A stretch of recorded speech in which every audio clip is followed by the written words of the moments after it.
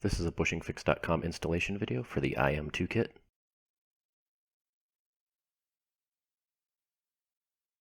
You'll receive 3 pieces in your kit: a bushing, an installation driver, and a retaining cup.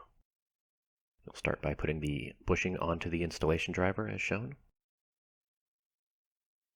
And you'll want to look at your cable end and identify which way the shift lever pin went through.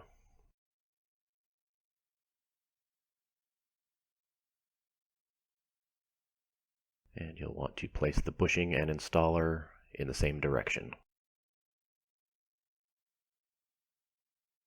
Place the retaining cup over the pin on the driver.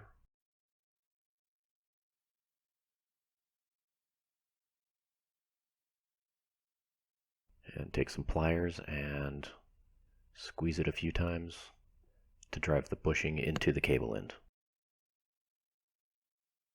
Now, depending on the thickness of your cable, the pin on the installation driver may protrude through the cup, so if that happens, you may need to move the pliers out of the way as you squeeze it into place. Remove the cup and the installation driver. Check the installation, that it's all the way in place. And put your cable and your new bushing back on the shift lever.